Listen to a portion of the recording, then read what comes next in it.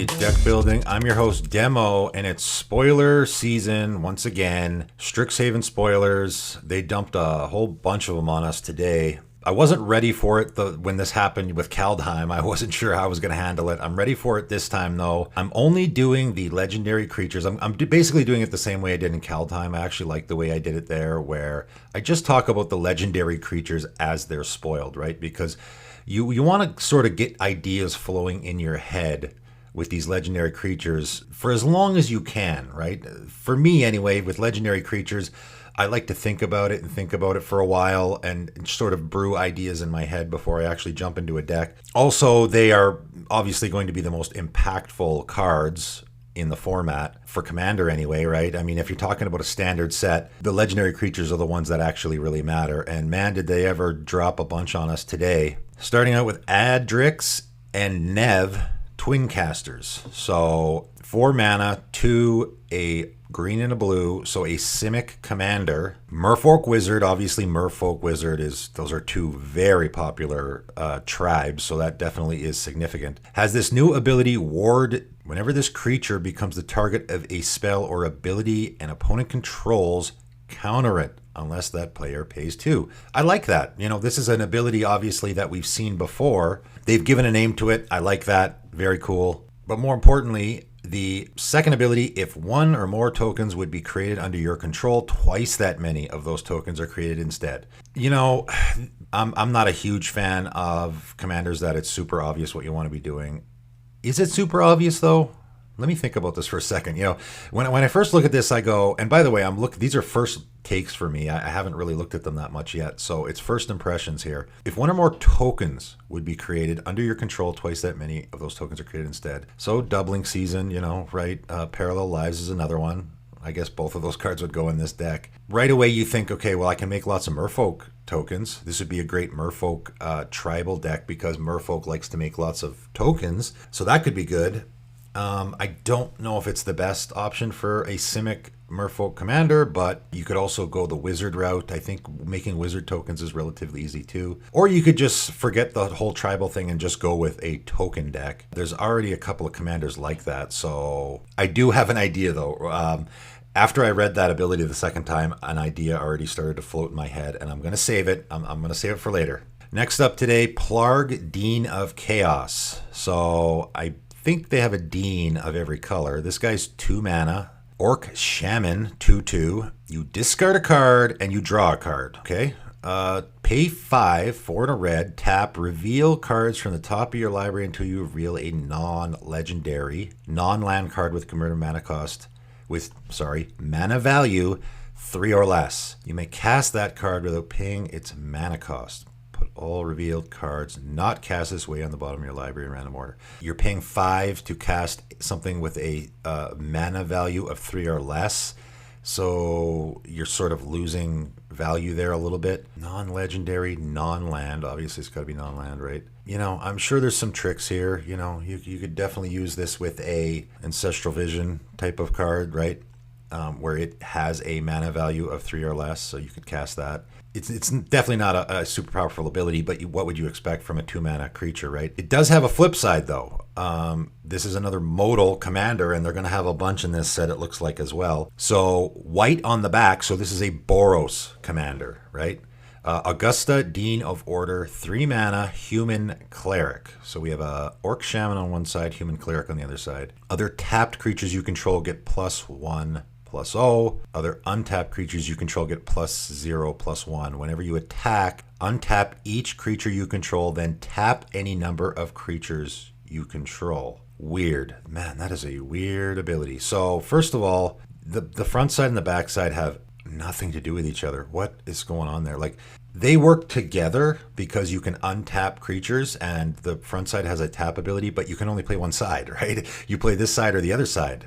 So, man, these really don't work well together, I don't think. Maybe I'm missing something here. Whenever you attack, untap each creature you control. Okay, so you're going to tap all your creatures when you attack, and then they immediately untap. That's pretty good.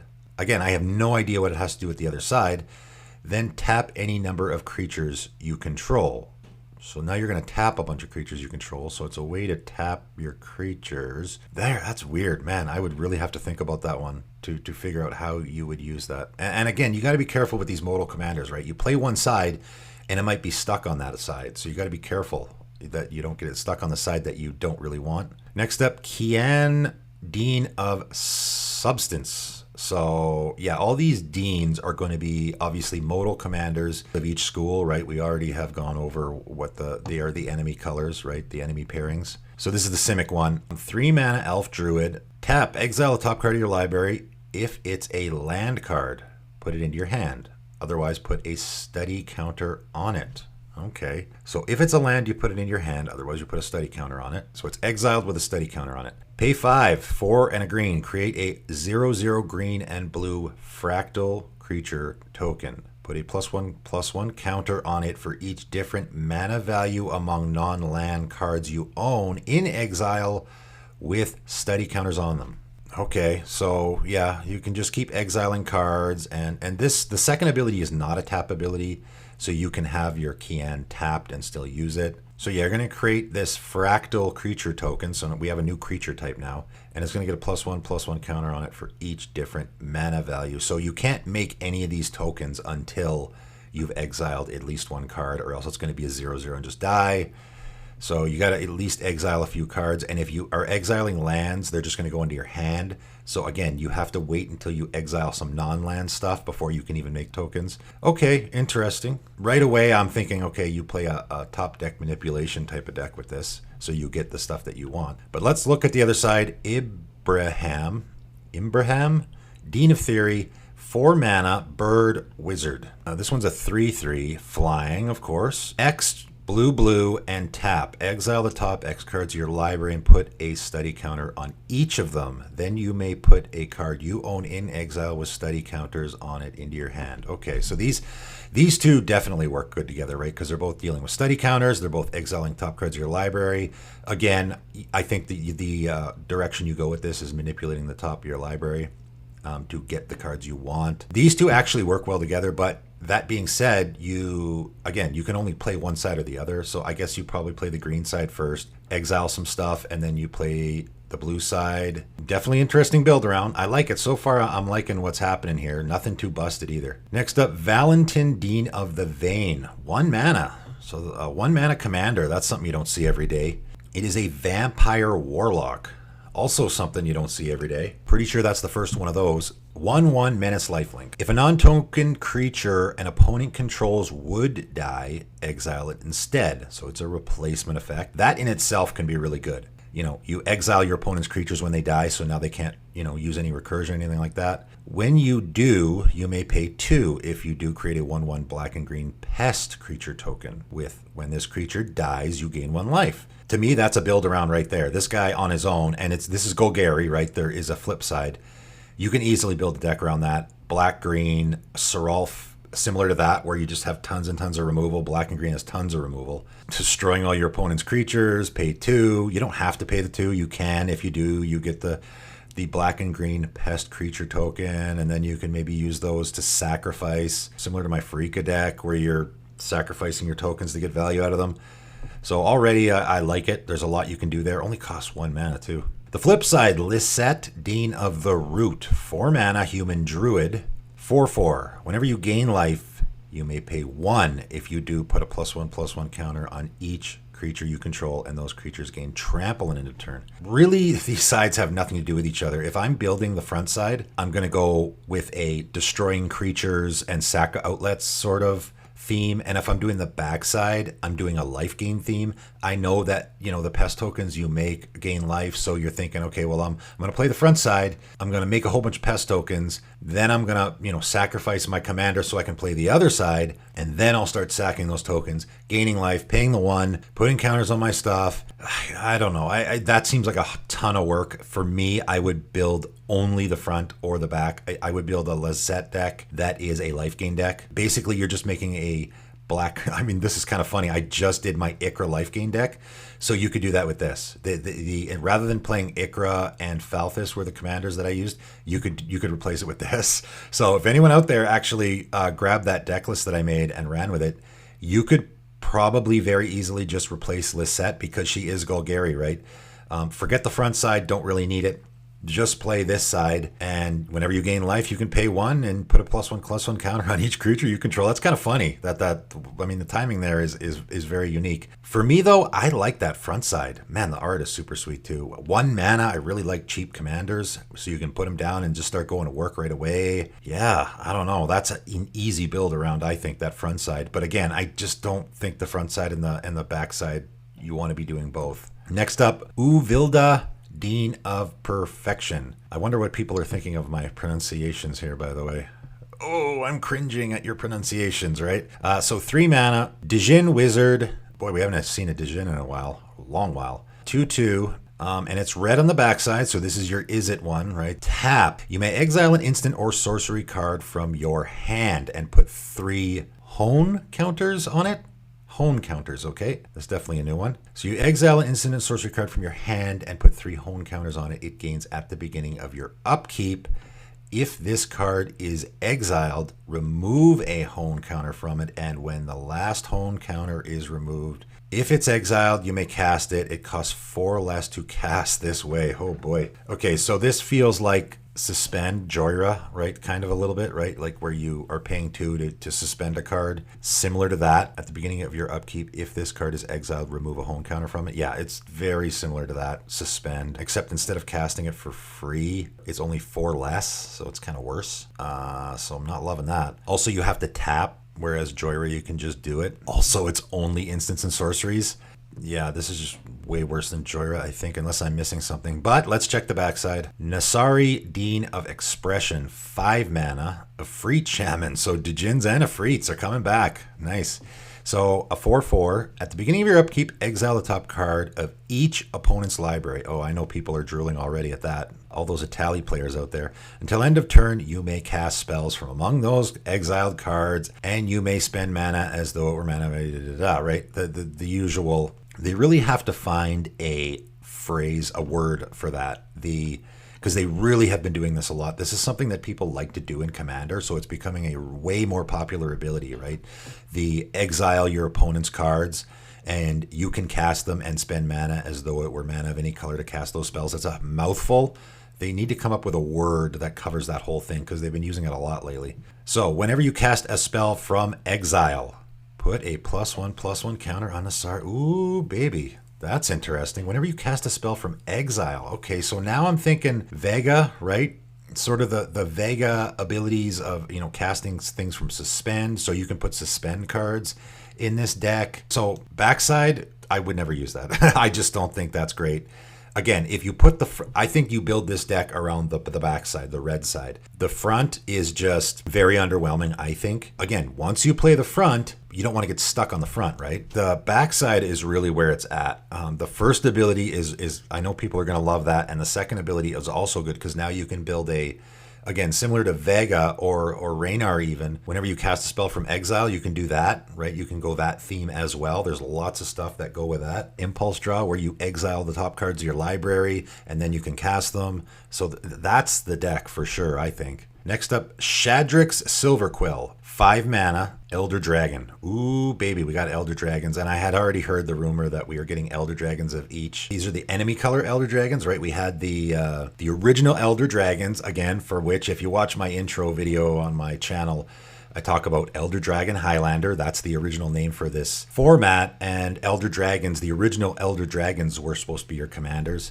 And then they reprinted the Elder Dragons, Dragon Lord Atarka and Dragon Lord Dramoka and all those guys were Elder Dragons. They were the, allied color ones. And in this set, we're going to get the enemy color ones. So this is the black-white one, the Orzhov one. So 3 black and white, Elder Dragon. It's a 2/5, flying double strike.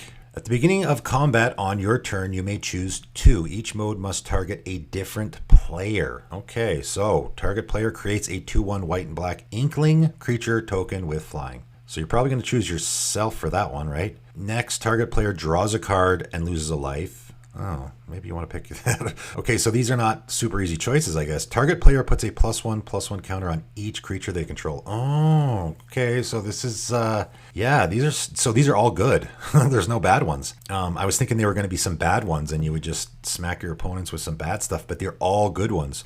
So you may choose to. You don't have to pick any.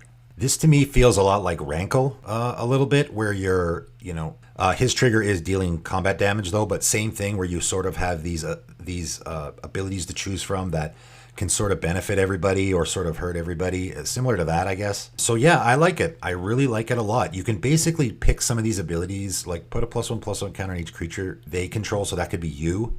I don't think you want to do that to your opponent. I mean, if they have no creatures, then it doesn't do anything. So yeah, I like it. I like that you got to put some thought into this. Like, hey, who am I going to give the 2/1 white-black Inkling creature token to? Who am I going to, maybe I want to draw a card. Maybe I want to put +1/+1 counters on my creature. You can only pick one for yourself, and then you have to pick another opponent to give stuff to. It can be very political. I like it. Very unique build. Next up, Briga the Demag, another Orzhov commander. 3 mana Bird Warlock.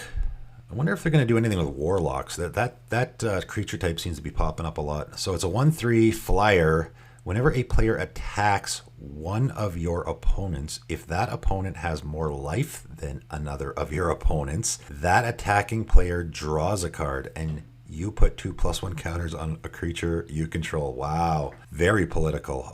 Okay, so whenever a player attacks one of your opponents, so that includes you. So whenever you attack one of your opponents, if that opponent has more life than another of your opponents, so it has nothing to do with you. It's only your opponent, so you can't control your life. So, gaining life or paying life to manipulate your life is not going to work here. It only matters. Oh man, I'm loving this already. There's so many ways you can go with this. Obviously, this is going to be political. You can put all kinds of effects that make your opponents gain life, right? There's lots of cards out there that make a target player gain life. So you can do lots of stuff like that. Oh man, there's a lot of ways you can build this deck. I like it. I like it a lot. If you're the attacking player, you draw a card, right? So you probably do want to be attacking a lot with this deck. I just talked about shadow creatures in my 10 cards video, so that would be great in a deck like this where you want to guarantee that you're attacking every turn. So you want unblockable creatures. Death touch creatures are also great for that. Man, this is a really exciting build. I love it. And I talk about life gain. Again, this is just hitting all my buttons. I talk about how life gain is underrated. You can build a deck with all the instant speed healing spells to sort of, manipulate who's drawing cards, who's getting counters, all that kind of stuff. What a great commander. I love it. I mean, Healing Salve, a card that just gets poo-pooed all over like crazy because it's so bad, right? It was in the original cycle of Ancestral Recall and Lightning Bolt. And of course, white got by far the worst out of all of that. Now, here's a deck you can put that card in. Target player gains 3 life at instant speed, so you can use this to manipulate your opponent's life totals to make people draw cards or not. I definitely see myself building a deck with this one. Fantastic. Oh, and I need an Orzhov commander. Sweet. Next up, Boros Gear the Reconstructor. Man, they're killing it so far. I gotta say, I'm really liking this. So far, so good. Okay, 4 mana, 2 red and a white. Giant Artificer. Okay, so already we got Giants. Giants are pretty good in Boros. They did Izzet Giants, though, in Kaldheim, so now we're back to Boros Giants. Not sure if that matters, though. 4/4 with Vigilance. Pay 1, sacrifice an artifact. Target creature you control gets +2/+0 until end of turn. So it's an Artificer, obviously, so there's going to be artifact-related stuff going on here. Now we have a Boros artifact commander. I like that a lot. I mean, I guess technically, if you think about the equipment commanders, there's already a whole bunch of Boros, technically, artifact commanders. This could probably go in a lot of those decks, right? Because you're going to sacrifice an artifact and target creature you control gets +2/+0 until end of turn, so maybe it works in those decks. Pay X and tap. Exile an artifact card with mana value X from your graveyard. Okay, so both of those abilities working hand in hand, which is great. Also, the first ability doesn't tap, so you can do the first one and then the second one right away. Create 2 tokens. They are copies of the exiled card. Activate only as a sorcery. All right, very interesting. I like it, man. Really neat. I like that they did this in Boros and not Izzet, because it probably just would have been the same old Izzet artifact deck. I like it. I like it a lot. Man, already I'm just thinking all these ideas that you could be using. I think this even goes in my Gerard deck. This could definitely go in my Gerard deck. In fact, this could maybe even be the command. I could take my Gerard deck and tweak it a little bit, and this could be the commander for that. Yeah, definitely. I got some ideas brewing. Next up, there's a lot of them today. They really dumped a whole lot of cards on us. Willowdusk Essence Seer. 3 mana. Dryad Druid. It's a 3/3. Pay 1, choose another target creature, put a number of +1/+1 counters on it equal to the amount of life you gained this turn or the amount of life you lost this turn, whichever is greater. Activate the ability as a source. I can't believe that, I just talked about how nobody uses Grim Feast because they don't have a black-green life gain.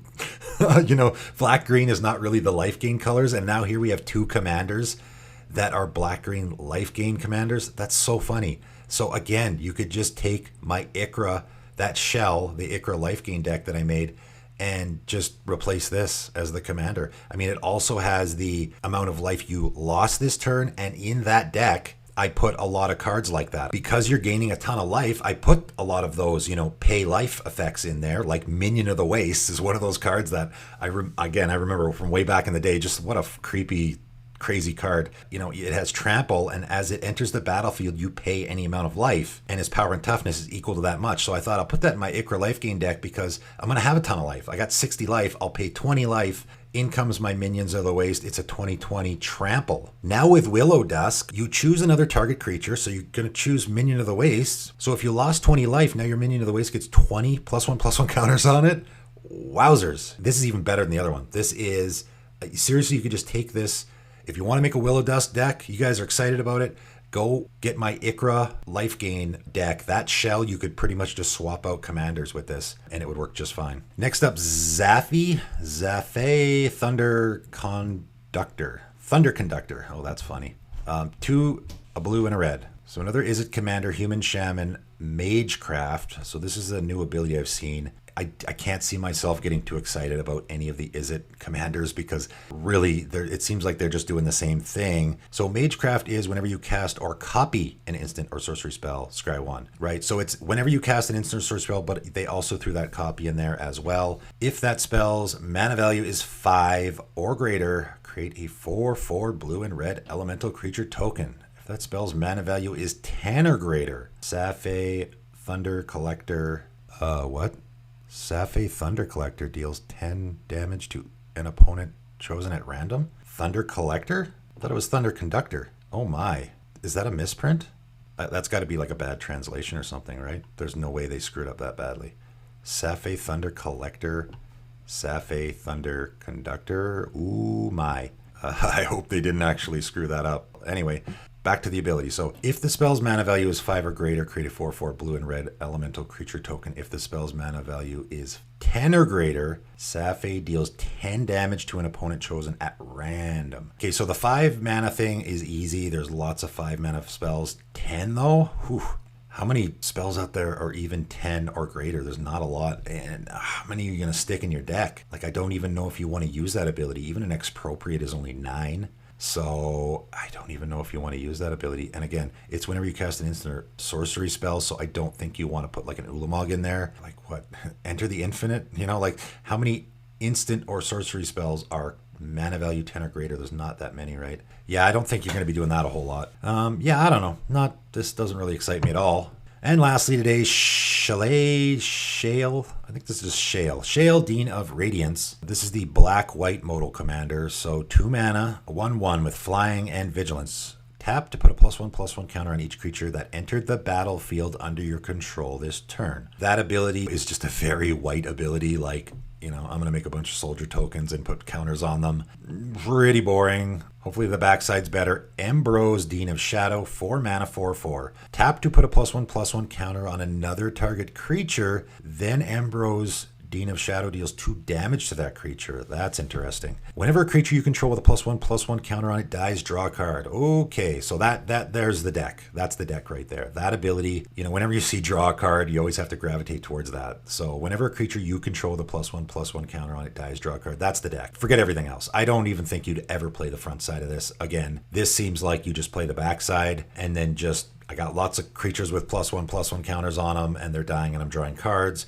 That first ability is really neat because you can put a +1/+1 counter on another creature, your opponent's creature, if you want to kill it. You don't get to draw the card because it's only creatures you control dying. But if your opponent does have a 1/1, right, it's going to deal 2 damage, so it has to be a 1/1 because you're going to put a counter on it, which makes it a 2/2, right? It can't be a 2/2 because you're going to put a counter on it. It becomes a 3/3 and then it won't die. So it has to be a 1/1. So you can kill your opponent's 1/1 creatures with this guy, or you can kill your own creatures, right? Obviously, you can, if you have a 1/1 or an 0/1 or whatever, you can put a +1/+1 counter on it and then shoot it and it dies and you get to draw a card. So yeah, I mean, already there's a ton of creatures that go in this deck. I was actually thinking of doing a black-white +1/+1 counter themed deck already, just because there was some partner commanders that worked really good. Alharu's Solemn Ritualist is going to be awesome in this deck, right? It enters the battlefield, you put +1/+1 counters on creatures. Whenever a non-token creature you control with a +1/+1 counter dies, you create a 1/1 white spirit token,